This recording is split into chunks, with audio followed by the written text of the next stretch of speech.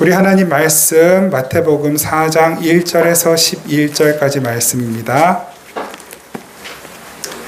마태복음 4장 1절에서 11절까지 말씀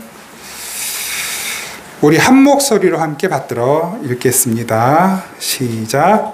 그때 예수께서 성령에게 이끌리어 마귀에게 시험을 받으러 광야로 가사 40일을 밤낮으로 금식하신 후에 줄이신지라. 시험하는 자가 예수께 나와서 이르되 내가 만일 하나님의 아들이거든 명하여 이 돌들로 떡덩이가 되게 하라.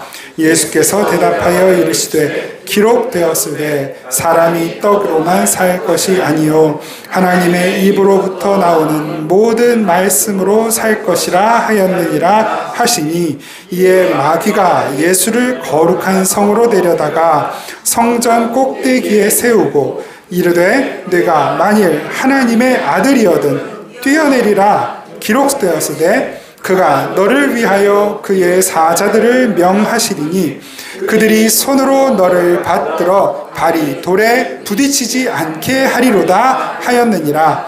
예수께서 이르시되 또 기록되었으되 주 너의 하나님을 시험하지 말라 하였느니라 하시니, 마귀가 또 그를 데리고 지극히 높은 산으로 가서 천하 만국과 그 영광을 보여 이르되 만일 내게 엎드려 경배하면 이 모든 것을 내게 주리라. 이에 예수께서 말씀하시되 사탄아 물러가라. 기록되었으되 주 너의 하나님께 경배하고 다만 그를 섬기라 하였느니라.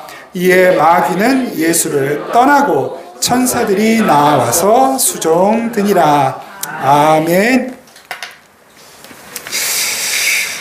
마귀의 모든 시험이 저와 여러분들의 삶에서 무력화되고 떠나가는 놀라운 역사가 날마다 임하기를 축복합니다. 아멘. 우리 서로 앞뒤 좌우로 이렇게 인사하겠습니다. 예수님이 당신을 지키고 계십니다. 아멘. 네. 우리가 안심하는 이유, 우리는 절대로 마귀 시험, 유혹 절대 못 이깁니다. 누구보다도 마귀 유혹 시험에 많이 넘어져 본 제가 너무 잘 알고 또 여러분들도 잘 아실 거예요. 우린 절대 마귀 유혹 시험 절대 못 이깁니다. 마음속에 가장 약한 것, 삶의 가장 약한 것을 누가 제일 잘 알까요? 나보다도 마귀가 더 잘 알아요. 그래서 나는 모든 것에 다 강하고 단단하고 의지가 있고 또 지식이 있어도 마귀가 그 가장 약한 부분 살짝만 건드리면 모래성 무너지듯 우리는 우수수수 우르르르 무너져요. 그런데 그 마귀보다 더 지혜롭고 절대로 마귀가 이겨낼 수 없는, 극복할 수 없는 우리 주님께서 바로 우리를 만드신 분이시기에 우리보다도 마귀보다도 우리의 약점과 강점과 고칠 것과 있어야 할 것 없어야 할 것을 잘 아시는 주님이 우리 편이 되시고 우리와 함께 계셔서 늘 우리를 승리하게 하십니다. 네. 주님을 의지하는 것 말고는 답이 없어요. 주님을 붙들지 않으면, 주님을 따라가지 않으면, 순종하지 않으면 살아남을 수 없는 이 세상, 주님만 붙들면 그런 세상 속에서 가장 멋지고 복되고 평안하고 행복한 삶을 살아갈 수 있는 바로 그 사람들이 누구냐? 교회, 성도, 바로 여러분들이신 것입니다. 다시 한번 축복합니다. 여러분들 너무 귀하고 복된 분들이십니다. 지난주에 말씀을 나누다가 중단이 됐어요. 그래서 지난주 혹시라도 또 조금 잊으셨을까봐 지난주 우리가 아담과 하와가 마귀의 유혹에 넘어가는 그 경로 3가지, 그래서 우리에게 찾아온 잘못된 우리 삶의 방식, 법칙 그 3가지를 다시 한번 짚어보고 그 시험을 어떻게 이기게 되었는지를 오늘 함께 살펴보겠고요.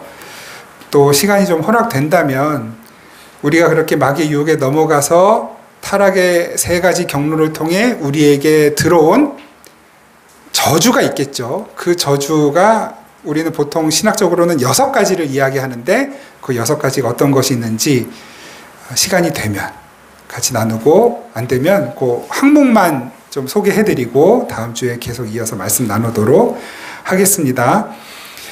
아담과 하와가 하나님의 말씀을 어기게 된 것은 하나님의 말씀을 가볍게 여겼기 때문이고 자기 마음대로 해석하게 되었기 때문인데요. 그 자기 마음대로 하나님의 말씀을 해석하게 된 이유는 마귀가 교묘하게 하나님의 말씀을 역이용하여 아담과 하와를 유혹했기 때문입니다. 오늘 우리가 살펴본 본문 속에서도 마귀는 정확하게 예수님을 유혹하고 시험할 때 하나님의 말씀을 가지고 시험하죠. 기록되었으되 네가 떨어질 때 천사가 너의 발을 붙들어 땅에 부딪히지 않게 할 것이다 라는 시편 9편 말씀을 가지고 유혹을 해요. 우리가 가장 쉽게 당하고 가장 쉽게 넘어가는 유혹이 바로 말씀으로 우리를 유혹할 때예요. 교회 안에 들어와서 교회를 망가뜨리는 가장 강력한 독소가 무엇이냐면 하나님의 말씀의 자의적 해석과 적용입니다. 하나님 말씀을 자기가 편한 대로, 자기의 마음에 좋은 대로, 자기의 소견대로 옳은 대로 해석하여 그것을 실제로 적용하기 시작할 때 교회는 무너지고 성도의 삶은 무너지게 되는 것이죠.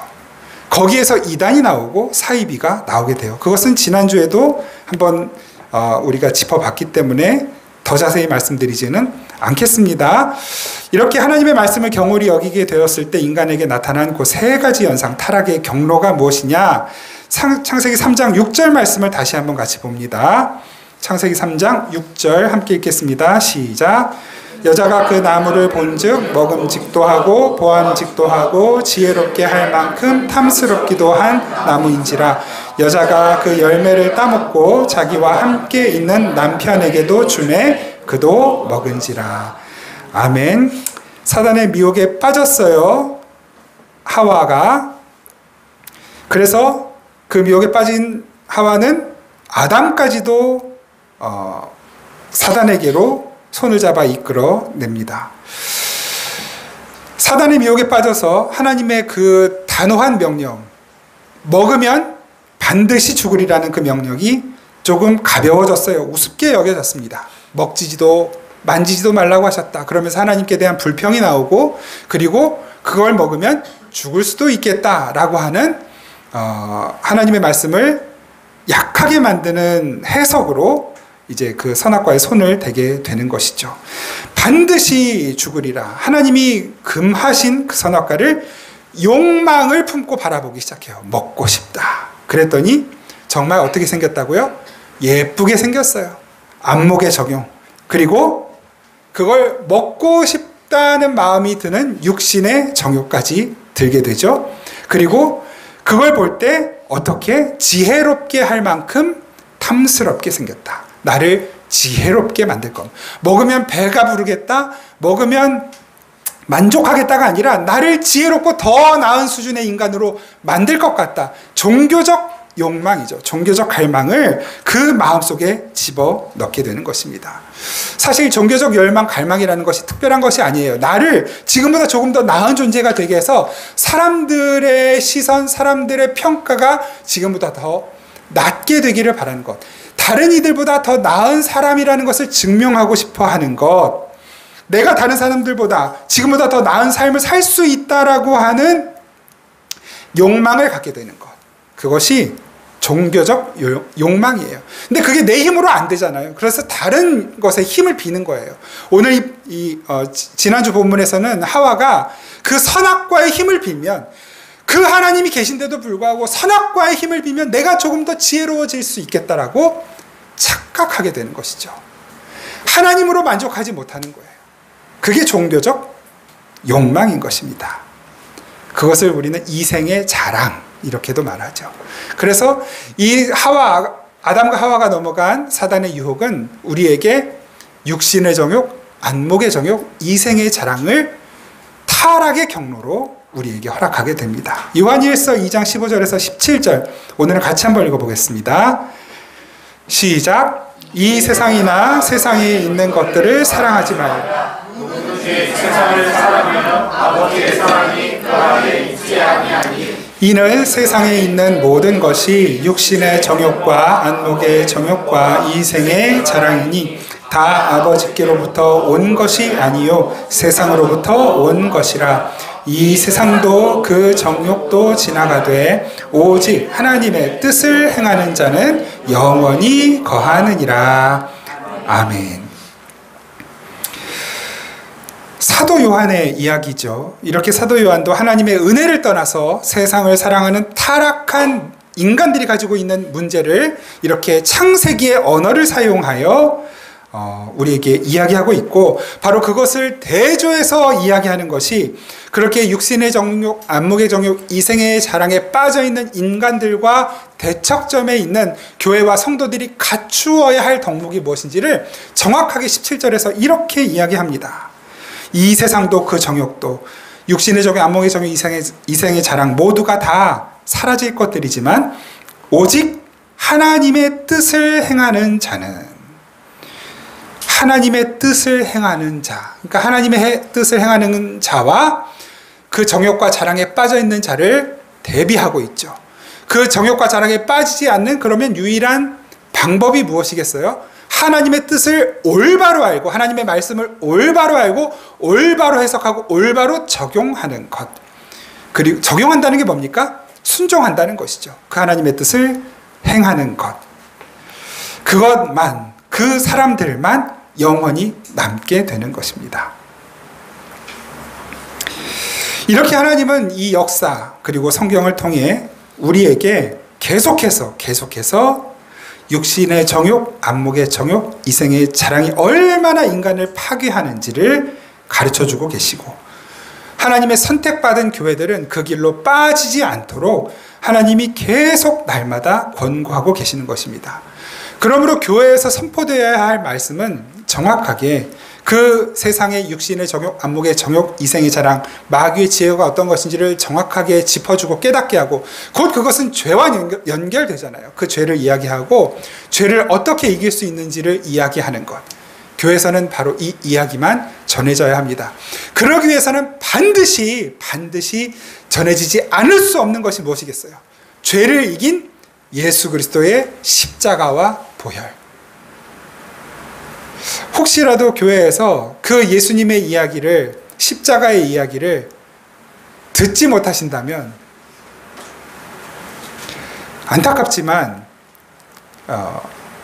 그 예배드리지 않은 것이라고 생각하셔도 무방하겠습니다.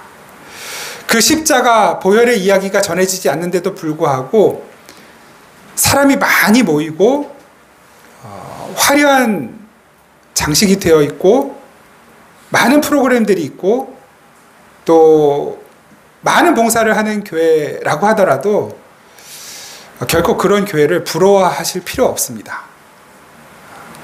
그런 교회가 다 나쁜 교회다, 잘못된 교회다라고 말할 수는 없어요. 왜냐하면 우리는 그러한 평가를 하거나 판단을 할 만한 자격이 없기 때문이에요. 우리가 다 죄인이니까요. 그러나 최소한 부러워할 필요는 없습니다. 복음이 선포되고 있으면 여러분 홀로 예배드리시더라도, 가정에서 예배드리시더라도 그 복음이 선포되고 있다면 기뻐하시고 감사하시고 충분히 만족하셔도 됩니다. 왜냐하면 주님이 거기 계시기 때문이에요. 주님이 일하시기 때문입니다. 이렇게 우리들은 아담과 하와의 후손으로 나서 반드시 하나님의 말씀에 불순종하는 삶을 살게 되어 있습니다. 반드시 하나님의 은혜를 저버리는 삶을 살게 되어 있었어요.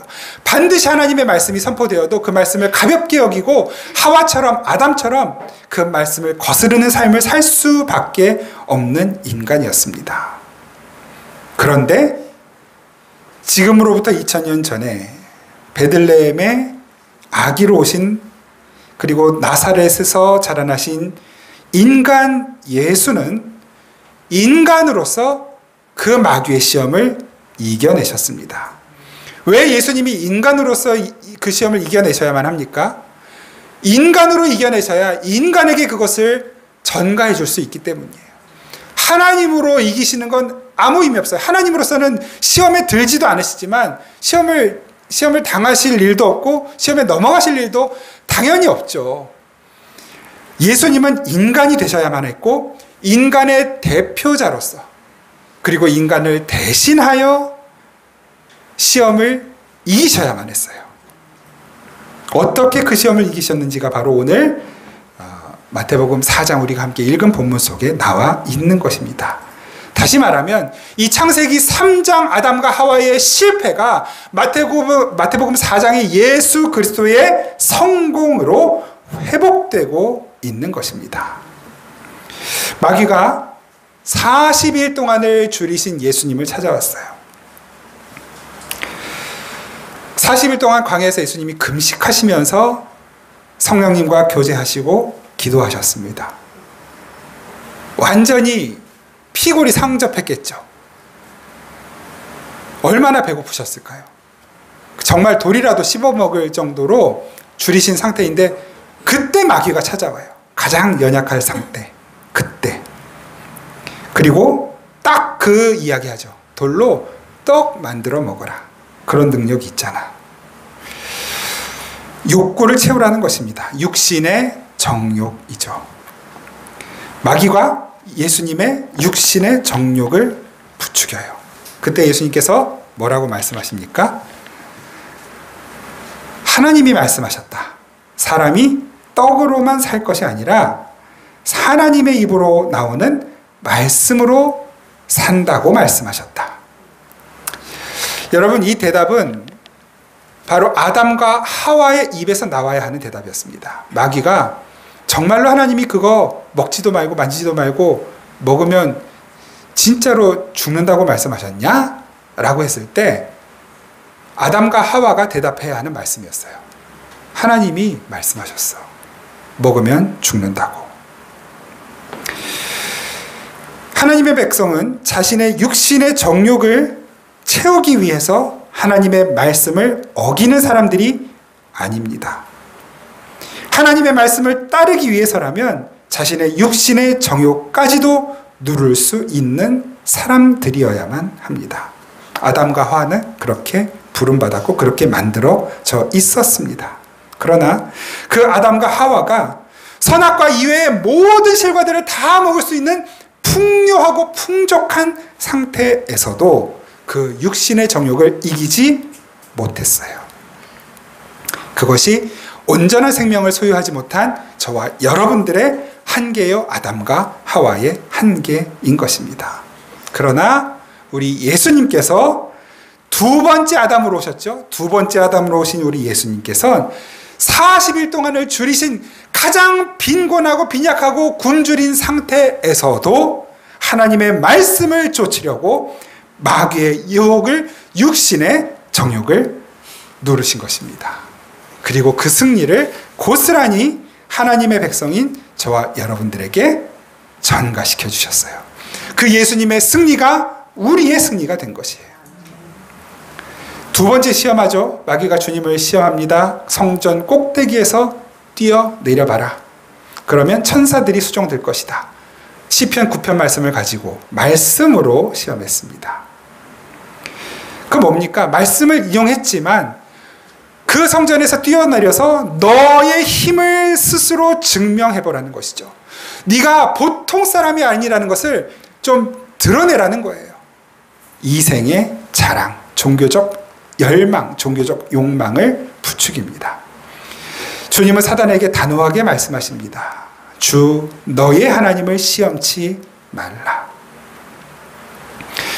바로 그 승리 안에서 우리 모든 인간들을 하나님의 저주로 몰아넣은 이생의 자랑이 해결된 것입니다. 그 승리가 또 우리의 승리가 되었어요. 세 번째 시험합니다. 마귀는 예수님께 천하 만국의 영광을 다 보여줍니다. 그리고 자신에게 한 번만 절하면 이 세상을 모두 다 주겠다. 자기 것도 아니면서. 모두 다 주겠다 유혹합니다. 뭡니까? 왜 천하만국의 영광을 보여줍니까? 우리는 보는 것에 쉽게 현혹될 수밖에 없어요. 우리의 오감이라고 하는 것, 시각, 청각, 후각, 촉각, 미각, 이 감각이라고 하는 것은 우리를 속이지 않거든요. 그런데 그 보여주는 것으로 이것이 다 너의 것이 될 수 있다. 그래서 사기꾼들이 가장 잘 사용하는 수법이 보여주는 것, 실적을 보여주는 것, 결과를 보여주는 것, 그리고 통장에 정말로 이렇게 입금된다는 걸 보여주고 확 믿게 만든 다음에 그 다음부터 속이는 것이죠. 안목의 정욕. 예수님께서 어떻게 이기십니까? 기록되었으되 주 너의 하나님께만 경배하고, 이 세상에 경배하고 마귀에게 경배하는 것이 아니라 하나님께만 경배하고 그를 섬기라 하였다. 그렇게 안목의 정욕이 해결됩니다. 예수님은 아담과 하와의 타락의 경로를 정확하게 되짚어 가시면서 우리의 실패, 아담과 하와의 실패를 마지막 아담으로서 우리 주님께서 회복시키신 것입니다. 성경은 이렇게 주님이 타락한 아담의 후손 중에 마지막 후손으로 이 땅에 오셨다라는 말씀을 하셔요. 예수님이 마지막 후손으로 오셨다. 그래서 여러분 성경의 그 마태복음 1장 그리고 누가복음 11장에 기록되어 있는 예수님의 족보를 살펴보면 마태복음은 아브라함과 다윗의 자손 예수 그리스도의 세계라 해서 이렇게 쭉 아브라함으로부터 예수님께로 14대 14대 끊어서 3번으로 나눠서 예수님의 족보를 이야기하죠. 그리고 예수님으로 끝나요. 누가복음의 족보는 예수님에서부터 시작해서 쭉 어디까지 가냐면 아담까지 가서 그 위가 하나님이시다까지 이야기를 합니다. 왜 이 족보가 중요합니까? 어디에서 시작해서 어디에서 끝난지를 보여주는 거예요. 이것은 곧 인간 저주의 역사이기도 해요. 아담의 타락으로부터 시작해서 예수 그리스도로 말미암아 그 타락의 저주가 끝났다라는 것을 보여주는 것이 족보거든요. 그래서 예수님이 마지막 아담이라고 이야기를 하는 거예요. 그 예수님께서 후사를 남기지 않고 죽으신 데는 이유가 있는 것입니다. 후사를 남기지 않았기 때문에 아담의 후손이 나오지 않는 것이에요. 그 예수님의 후손을 다 뭐라고 그래요? 그래서 성령으로 난 자들, 위로부터 난 자들, 안옷된 거듭난 자들, 이렇게 이야기하면서 우리는 비록 육신으로는 아담의 후손일지 몰라도 영으로는 우리의 이 통전적인 우리의 인간으로서는 아담의 후손이 아닌 예수의 후손이 되는 것입니다. 고린도전서 15장 45절 같이 한번 읽겠습니다. 고린도전서 15장 45절 시작. 기록된 바 첫사람 아담은 생령이 되었다 함과 같이 마지막 아담은 살려주는 영이 되었나니. 아멘. 이거 지난번에도 한번 나눴었죠. 생령과 살려주는 영은 서로 완전히 다른 개념이라는 것. 이렇게 첫사람 아담은 생령으로서, 다시 말해서 죄를 지을 가능성을 가지고 있는 존재로서 만들어졌지만 예수 그리스도는 죄를 지을 가능성이 없는 존재로 오셔서 그 예수님의 권세와 능력을 우리에게 넘겨주셨다. 전가해 주셨다. 그래서 우리는 마지막 아담 예수의 후손이라는 것을 우리는 기억해야만 하는 것입니다. 로마서 5장 14절에서 19절 말씀, 좀 길지만 같이 한번 읽겠습니다. 로마서 5장 14절 19절 시작. 그러나 아담으로부터 모세까지 아담의 범죄와 같은 죄를 짓지 아니한 자들까지도 사망이 왕노릇 하였나니 아담은 오실 자의 모형이라. 그러나 이 은사는 그 범죄와 같지 아니하니 곧 한 사람의 범죄를 인하여 많은 사람이 죽었은즉 더욱 하나님의 은혜와 또한 한 사람 예수 그리스도의 은혜로 말미암은 선물은 많은 사람에게 넘쳤느니라. 또 이 선물은 범죄한 한 사람으로 말미암은 것과 같지 아니하니 심판은 한 사람으로 말미암아 정죄에 이르렀으나 은사는 많은 범죄로 말미암아 의롭다 하심의 이름이니라. 한 사람의 범죄로 말미암아 사망이 그 한 사람을 통하여 왕노릇하였은즉 더욱 은혜와 의의 선물을 넘치게 받는 자들은 한 분 예수 그리스도를 생명하셔서 왕노릇하였다. 그런즉 한 범죄로 많은 사람이 정죄에 이른 것 같이 한 의로운 행위로 말미암아 많은 사람이 의롭다 하심을 받아 생명에 이르렀느니라. 한 사람이 순종하지 아니하였고 많은 사람이 죄인 된 것 같이 한 사람이 순종하시고 많은 사람이 의인이 되리라. 아멘. 제가 읽는 중에 갑자기 이게 생각이 나가지고 정정해 드리려고요. 그 족보가, 예수님의 족보가 마태복음 1장에 나오고 누가복음 11장이 아니라 3장에 나옵니다. 이거 정정해 드립니다. 누가복음 11장은 마태복음 5장, 6장, 7장의 그 산상수훈이 있잖아요. 그것의 평행 본문이에요. 그래서 누가복음 11장에는 예수님이 가르치신 기도의 축약본과 그 산상수훈의 그 요약본이 말하자면 기록되어 있습니다. 요거 착오 없으시기를 바라고요. 제가 갑자기 생각이 나가지고 정정해 드립니다. 무슨 얘기를 하다 말았지? 여기 아담. 그래서 이 로마서 5장은 지난번에도 우리가 저기 말씀 가운데 나눴지만 아담과 예수 그리스도를 서로 대비하는 아담의 예수 그리스도의 모형됨, 그러니까 아담의 모형론, 그리스도 모형론 이렇게 이야기하는데 굉장히 중요한 본문입니다. 이 로마서 5장이 말하자면 바울의 신학, 바울의 복음의 신학의 핵심이기도 해요. 이것이 많은 논쟁거리를 불러오기도 하지만 이 바울의 복음 정리 때문에 사실은 지금 기독교 복음과 신학이 정리가 된 거거든요. 아주 중요한 본문입니다. 이 본문 안에서 우리가 보는 것은 이거예요. 우리 성도들의 저주가 예수 그리스도로 말미암아 벗겨졌다는 것.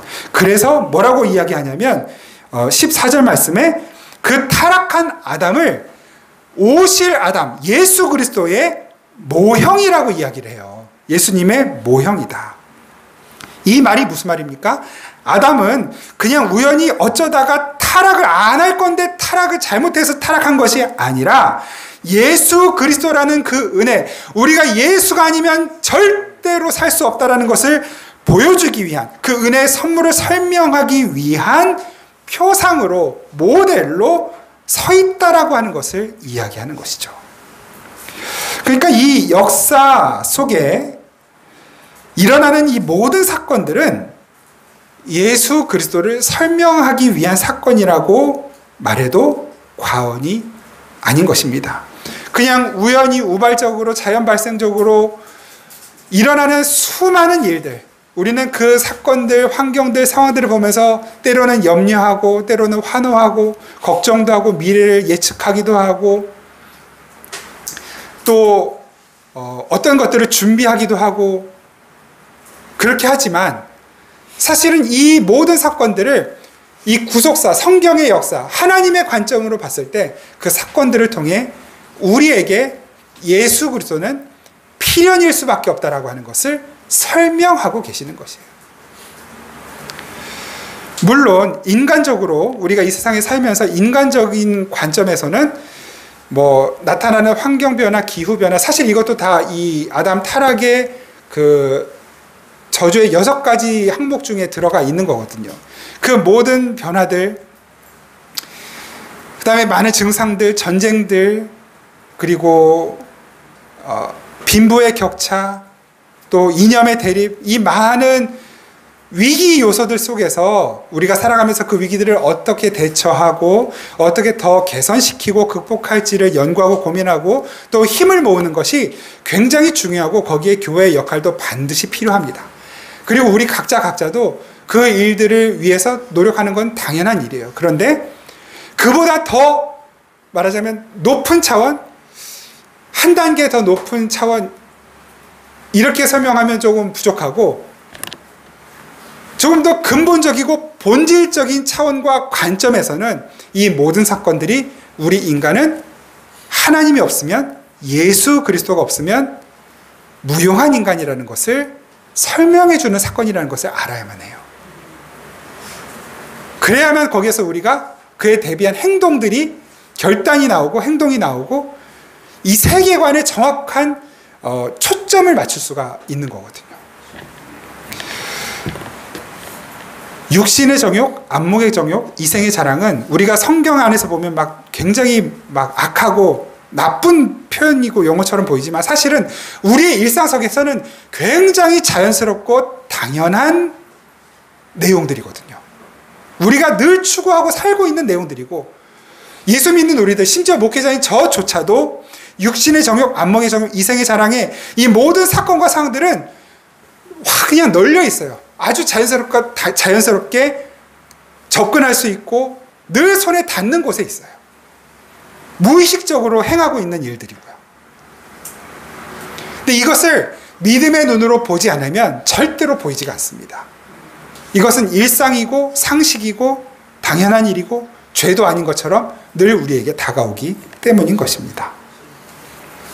그것을 볼 수 있게 하는 눈, 그 눈은 오직 성경 안에서만 갖출 수가 있다는 것을 기억하셔야만 합니다. 이렇게 아담은 예수 그리스도의 표상으로 서 있다라고 하는 것, 그리고 우리는 그 아담의 후손으로 났으나 예수의 후손으로 거듭 다시 태어났다라고 하는 것을 알라고 우리 주님께서 이렇게 강력하게 창세기부터 이어서 말씀하고 계시는 것입니다. 한마디로 주님은 우리에게 이렇게 말씀하시는 거예요. 너희는 나의 날개 아래, 나의 은혜 아래에서만 살아야 한단다.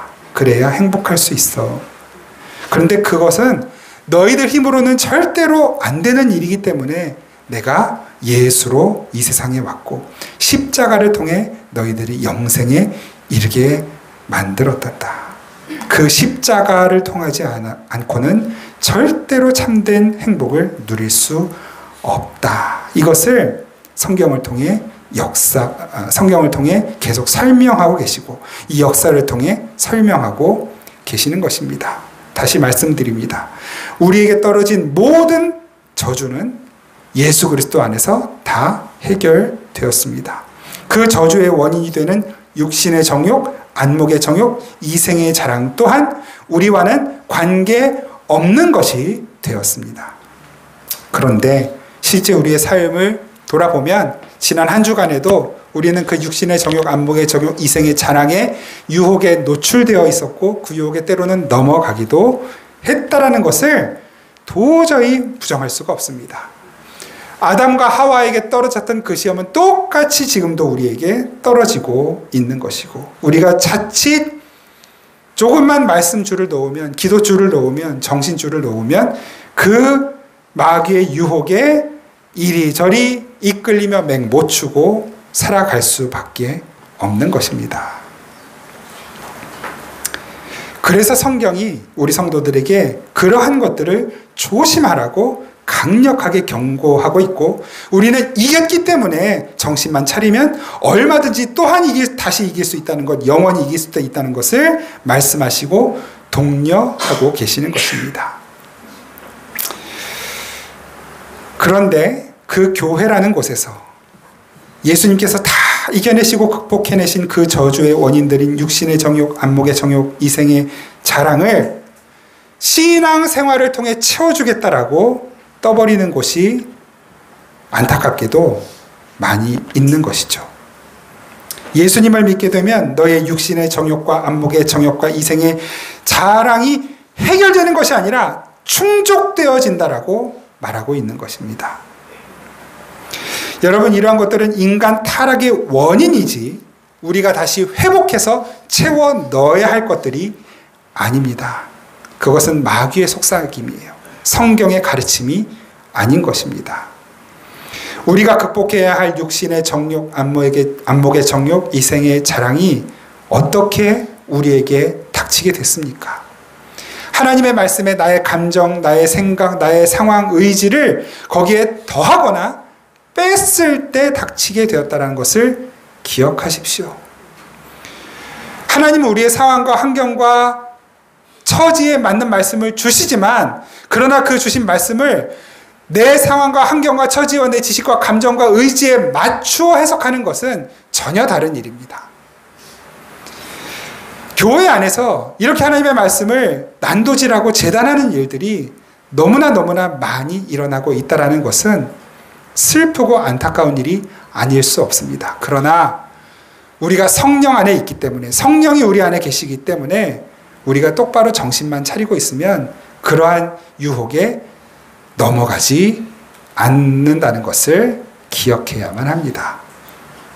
우리가 거듭난 하나님의 자녀로서 그 신분에 맞게 잘 살아내기 위해서는, 그래서 지금부터라도 그 하나님의 말씀 그 진의대로 잘 듣고 배우고 또 묵상하고 공부하는 길 밖에는 다른 길이 없습니다.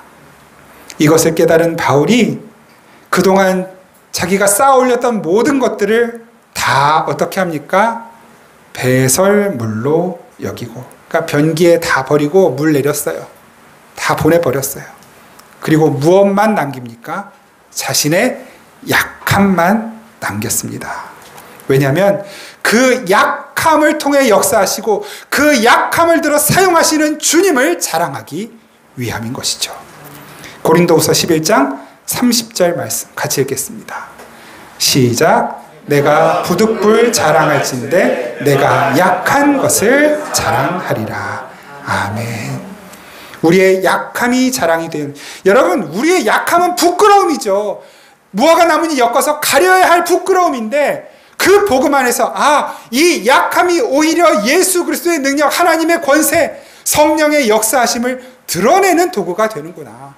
이 약함이 자랑되었을 때, 이 약함이 드러냈을 때, 이 약함을 솔직하게 내놓았을 때, 이 약함을 부끄럽지만 주님 앞에 드러냈을 때, 주님이 그것을 붙드셔서 깎고 다듬고 연마하셔서 보석과 같이 만드시고 그것을 높이시고 자랑스럽게 만드신다라고 하는 것을 말씀하고 있는 것입니다. 다시 한번 기억합시다. 우리 지난주 말씀, 마지막에 읽었던 말씀이지만 다시 한번 우리 읽고 오늘 말씀 마치도록 하겠습니다. 갈라디아서 6장 14절 같이 읽습니다. 시작.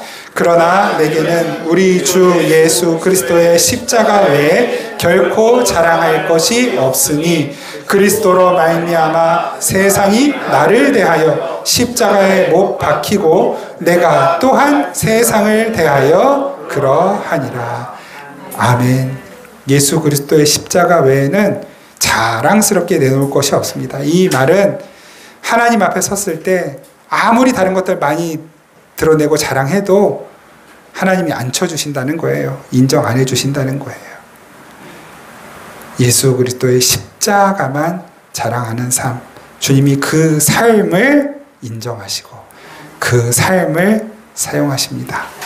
저와 여러분들의 삶이 세상이 볼 때는, 세상의 기준으로는 하찮아 보이고 별 볼 일 없는 것 같고 그냥 한 발 내디디면 똥만 밟는 것 같은 인생처럼 보일지 몰라도 바로 그 삶을 복되게 하시는 분이 우리 주님이시라는 것을 기억하시고, 그 주님이 다름 아닌 바로 여러분들을 붙들고 계신다는 것을 기억하시고 힘내십시오. 기운 내세요. 고개 드시고 당당하십시오. 하나님이 여러분들 책임지십니다. 여기까지 하겠습니다. 다음 주 예고편. 그 타락의 결과 육신의 정욕, 안목의 정욕, 이생의 자랑이 우리에게 가지고 온 6가지 파탄이 있어요. 요걸 좀 한번 여러분 소개해 드릴 테니까 이걸 가지고 한 주간 동안 그러한 증상들이 나에게 있는지 없는지를 한번 잘 관찰하시면서 그때를 이겨내는 삶을 좀 잘 살아낼 수 있기를 바랍니다. 첫 번째로 이 타락의 결과가 우리에게 가져다주는 첫 번째 파탄, 영적 파탄이에요. 두 번째, 지적 파탄입니다. 무슨 말인지 잘 몰라도 괜찮아요. 세 번째, 정신적 파탄. 네 번째, 육체적 파탄. 다섯 번째, 사회적 파탄. 그리고 여섯 번째로 환경적 파탄. 기억도 잘 안 나죠? 영적, 지적, 정신적, 육체적, 사회적, 환경적. 이걸 뭐 외우실 필요는 없어요. 진짜 파탄 나는 것 같다. 내 삶이 뭔가 파탄의 증상들이 있다. 이 세계가, 지구가, 나라들이 그러한 파탄의 증상들이 있다. 그런 것들이 혹시 캐치가 되시면 그 이유가 뭘까, 원인이 뭘까를 좀 고민해 보시는 한 주간 되시기를 바랍니다. 사랑하는 주님, 감사합니다. 주님이 우리의 전부이신데 그 전부이신 주님을 옆에 밀어두고 정말 하찮은 그것에 내 시간, 내 에너지를 쏟으며 또 지난 한 주간을 살았습니다. 그 하찮은 것들을 이루려고 주님께 때로 손 내밀기도 했지만 결국 그것이 내 욕심을 채우려는 수단이었음을 고백하지 않을 수 없습니다. 주님, 이토록 어리석고 연약한 저희들을 그래도 끝까지 사랑해 주시고 포기하지 않으시고 늘 붙들고 이렇게 선한 길로 인도해 주셔서 주님 정말 고맙습니다. 또 앞으로의 한 주간 우리에게 허락하실 때 또 이 시간만큼 다시 결단합니다. 주님만 붙들고 살겠습니다. 주님을 위해 살아보겠습니다. 그렇게 몸부림치고 애쓰는 이들을 주님 더욱 복되게 하시고 그 부족한 것들 더욱 넘치게 채우시고 그 필요한 것들 우리가 구하지 못해도 또 우리가 느끼지 못해도 주님의 때에 주님의 것으로 넉넉히 넘치도록 채워주옵소서. 이 복된 삶을 소망하며 세상으로 나아가는 우리 성도님들 주님께서 붙드시고 함께 하실 것을 믿고 감사드리며 예수님 이름으로 기도드립니다. 아멘.